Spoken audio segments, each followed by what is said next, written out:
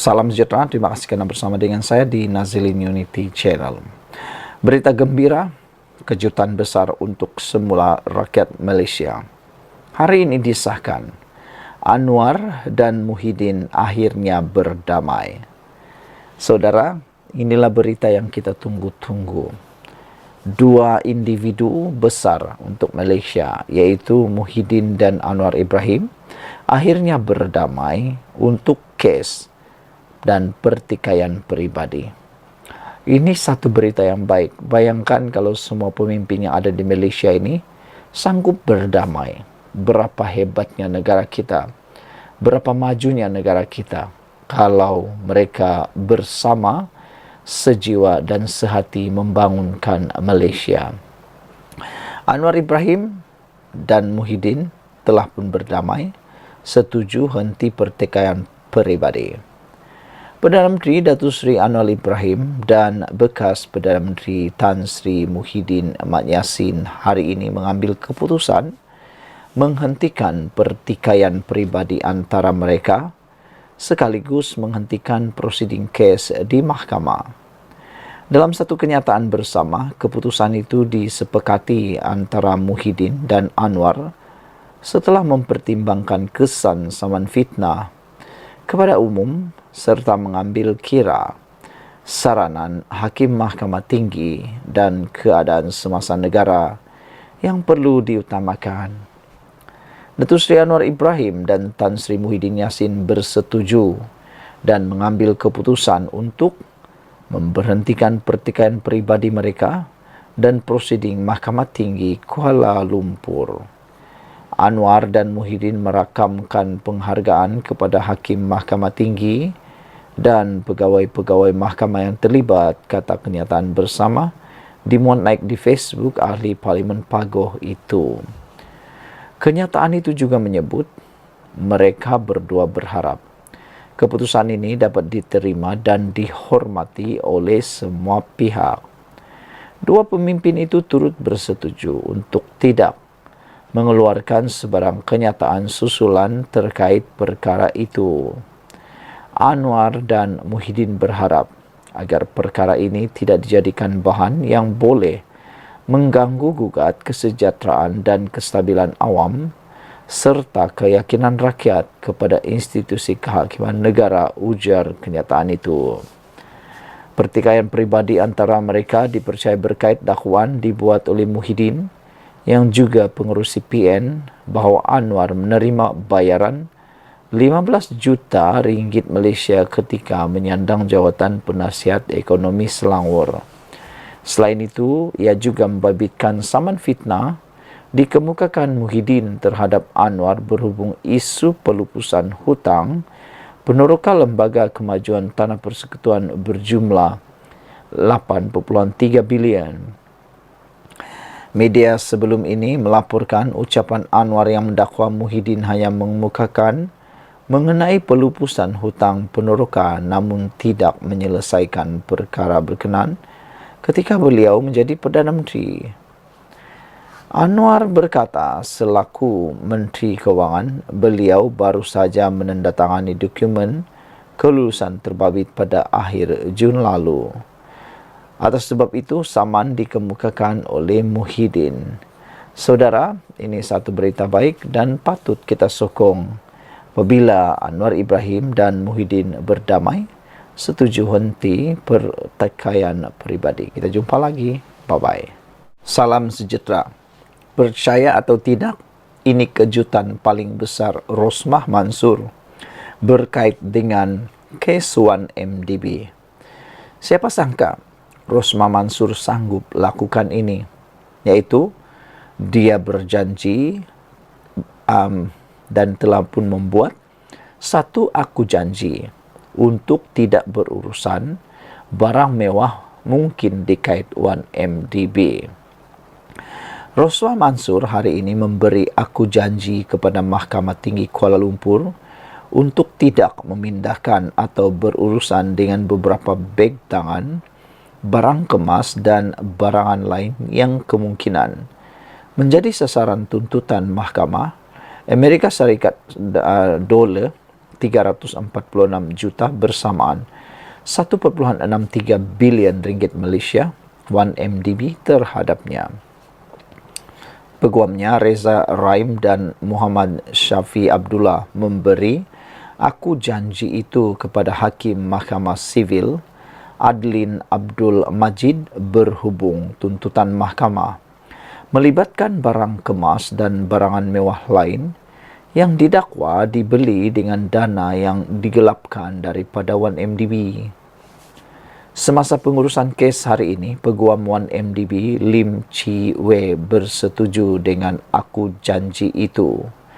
Sementara menunggu pendengaran permohonan 1MDB untuk instruksi bagi menghalang isteri bekas Perdana Menteri itu daripada berurusan atau memindahkan aset, sementara menunggu pelupusan saman, perbicaraan instruksi masih belum ditetapkan. Pasukan Peguam Rosmah memaklumkan Adlin bahawa mereka memerlukan masa untuk meneliti senarai barangan mewah yang didakwa di bawah milikannya dan kawalannya bagi membuat persediaan menghadapi perbicaraan instruksi. Semasa prosiding itu, Safi maklumkan bahawa pasukan peguamnya akan memfailkan permohonan untuk membatalkan tuntutan mahkamah. Reza juga memaklumkan bahawa mereka akan memfailkan permohonan lain untuk Adlin menarik diri daripada mendengar saman itu. Di bawah undang-undang, defendant diberi hak untuk memfailkan permohonan untuk memecat hakim daripada tindakan sivil atas alasan risiko berat sebelah. Adlin kemudiannya menetapkan 26 Jun untuk mendengar permohonan Rosmah. Pada 9 Mei, 1MDB dan 10 yang lain memfailkan writ saman 346 juta US dollar terhadap Rosmah dan seorang individu bernama Sabnam Naraindas Daswani. Menurut salinan writ itu, 11 pelangatif itu mendakwa Rosmah menerima beribu-ribu barang kemas, jam tangan dan beg tangan yang dibeli oleh Sabnam, di mana barang-barang itu didakwa dibeli bukan dengan wang kedua-dua mereka, tetapi dengan dana yang didakwa diselewengkan daripada 1MDB dan pelangatif lain. Saudara-saudara sekalian, sebanyak 320 pembayaran berjumlah 346 juta US dollar telah dibuat dakwa mereka. Selain mendapatkan perintah untuk memaksa Rosmah membayar lebih 346 juta US dollar kepada mereka, pelangatif juga meminta Mahkamah Sivil memaksanya dan defendant lain membayar ganti rugi atau pempasan yang setimpal untuk dinilai kemudian ganti rugi teruk dan atau teladan. Sekian dulu untuk kali ini. Jangan lupa tinggalkan komen anda. Bye. Salam sejahtera. Terima kasih kerana bersama dengan saya di Nazilin Unity Channel. Hari ini tular di media sosial berkaitan dengan keadaan fizikal Faisal Halim, penyerang sensasi, pemain bola sepak Malaysia sensasi. Baru-baru ini kita digemparkan apabila berlaku serangan simbahan asid terhadap pemain kesayangan Malaysia ini yang telah memenangi anugerah penjaring terbaik ataupun jaringan tercantik ketika Piala Asia baru-baru ini. Faisal Halim, pemain yang luar biasa, kecil-kecil cili api dan sangat bagus bermain. Bagaimanapun kita digemparkan dengan keadaan fizikal tubuh Faisal Halim yang telah dimuat naik di banyak platform, keadaan tangannya yang terbakar, kepalanya yang juga ada bekas terbakar, dan juga keadaan emosi beliau. Namun demikian, yang paling menggembirakan kita ialah ini tindak balas respon Anwar Ibrahim, Perdana Menteri Malaysia, berkait dengan isu panas di Malaysia, yaitu kes Faisal Halim dan juga kes Zian Rayyan. Saudara-saudara sekalian, Anwar akhirnya tampil memberikan kenyataan berkait dua isu yang panas dalam masyarakat ini, yaitu kata Anwar Ibrahim, saya juga nak tahu. Macam kita juga, sama seperti Anwar Ibrahim, saya pun nak tahu. Bagaimana dengan Anda? Pasti Anda pun nak tahu siapa pembunuh Zian Rayyan dan siapa pelaku khianat menyimbah asid ke atas Faisal Halim. Dan Anda pasti nak tahu juga kan, Anwar Ibrahim kata dia mahu polis melakukan siasatan rapi terhadap semua kes yang mendapat perhatian umum, khususnya membabitkan pemain Harimau Malaya Faisal Halim dan pembunuhan kanak-kanak autism Zian Rayyan Abdul Matin. Menegaskan tidak akan sesekali campur tangan. Perdana Menteri berkata, beliau memahami keresahan rakyat membabitkan kes terbabit. Sebagai sekarang riuh rendah kes penderaan pemain bola sepak, kes pembunuhan seorang kanak-kanak OKU, kata Anwar Ibrahim, kita prihatin. Saya Perdana Menteri, tetapi saya juga manusia. Saya juga nak tahu mengapa sampai jadi begini. Siapa yang sampai hati boleh dera dan bunuh dengan kejam seorang anak? Kalau saya, kata Anwar Ibrahim, saya nak polis jawab esok. Tapi proses kena lalui. Kita tak peduli siapa, tapi saya faham rakyat juga rasa resah, katanya lagi. Anwar Ibrahim berkata demikian ketika menyampaikan ucap tamah pada Himpunan Aspirasi Madani, rakan pembimbing perkhidmatan awam di sini hari ini. Saudara, saya pun nak tahu juga seperti Anwar Ibrahim, siapa pelakunya yang kejam ini, dan kalau boleh, kalaulah orang itu tertangkap, khususnya yang menyimbah asid terhadap Faisal Halim, apa kata kalau dia dihukum? Berikan hukuman yang paling setimpal sekali. Ada rakan-rakan peminat bola sepak, peminat Faisal Halim kata, buat macam yang dia buat. Kalau dia simbah asid terhadap Faisal Halim, beri dia rasa juga setitik air asid itu, macam mana rasanya sakitnya dialami oleh Faisal Halim, kata netizen. Bagaimana pula dengan Anda? Tinggalkan komen Anda. Kita jumpa lagi. Bye-bye. Salam sejahtera. Akhirnya satu lagi rahsia. Parti Bersatu Parti Muhyiddin didedahkan oleh ahli parlimennya sendiri. Kita agak terkejut apabila bekas ahli parlimen yang telah dipecat oleh Bersatu ini tiba-tiba tampil mendedahkan taktik yang digunakan oleh Parti Bersatu yang dianggap terancang dan juga dianggap licik. Ada orang kata politik ini memang penuh dengan kelicikan. Paling membuatkan netizen agak kesal ialah apabila politik dianggap sebagai dinamik. Politik itu dianggap sebagai dinamik. Maknanya kemarin dia boleh musuh, hari ini boleh berkawan. Hari ini satu lagi taktik strategi yang digunakan oleh Parti Bersatu secara diam-diam telah didedahkan oleh seorang bekas ahli parlimen yang dipecat oleh Parti Bersatu, yaitu ahli parlimen Bukit Gantang.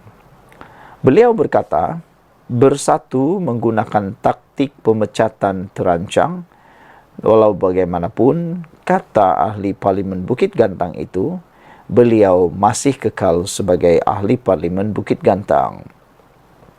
Syed Abu Hussein Hafiz Syed Abu Faisal menegaskan, dia masih ahli parlimen Bukit Gantang dan menyifatkan tindakan Bersatu menggugurkan keahliannya sebagai pemecatan terancang. Ini selepas semalam dia menerima notis dari Setiausaha Agung Bersatu Hamzah Zainuddin yang memaklumkan bahawa namanya telah dikeluarkan daripada sistem keahlian parti tersebut. Muslihat Parti Bersatu apabila membuat pindaan perlembagaan parti untuk memecat keanggotaan saya, membuat ugut-ugutan tersebut, seperti yang dilakukan oleh pemimpin kanan, serta siri keputusan-keputusan Majlis Pimpinan Tertinggi yang mencari ikhtiar menggugurkan keanggotaan saya, merupakan satu tindakan yang bersifat pemecatan terancang, katanya. Apabila Parti Bersatu menghantar notis rasmi bahawa mereka telah mengeluarkan nama saya dari Senarai Keahlian Bersatu, ini bermakna mereka telah mengambil tindakan untuk memecat saya. Perkara 49E dalam kurungan 2 kurungan C telah jelas menyatakan bahawa kedudukan saya selaku ahli Dewan Rakyat tidak terhenti apabila parti memecat saya daripada keanggotaan parti setelah nama saya dikeluarkan daripada Senarai Keahlian, katanya dalam kenyataan hari ini. Istilah pemecatan terancang biasanya digunakan untuk merujuk situasi apabila majikan sengaja menyusahkan atau menganiaya pekerja sehingga memaksa pekerja berhenti kerja. Mengulas lanjut, Syed Abu Hasusin berkata, pindaan perlembagaan parti yang sengaja dibuat untuk memecat keahliannya itu mempunyai unsur berniat jahat serta tidak selari dengan perlembagaan persekutuan. Keabsahan pindaan perlembagaan Bersatu bersabit kedudukan ahli Dewan Rakyat adalah tertakluk kepada perlembagaan persekutuan sebagai undang-undang tertinggi negara, kata beliau, dan bukan sebaliknya. Dengan itu, pindaan perlembagaan Bersatu itu tidak memberi seberang kesan kepada kedudukan saya sebagai ahli Dewan Rakyat, kata beliau lagi. Bersatu telah pun menyerahkan notis keahlian terhenti secara serta-merta kepada 6 wakil rakyat yang mengisytiharkan sokongan kepada Perdana Menteri Anwar Ibrahim. Sekian untuk kali ini. Jangan lupa tinggalkan komen anda untuk isu kali ini. Paling penting sekali anda memberikan komen yang paling jitu. Kita jumpa lagi. Bye-bye.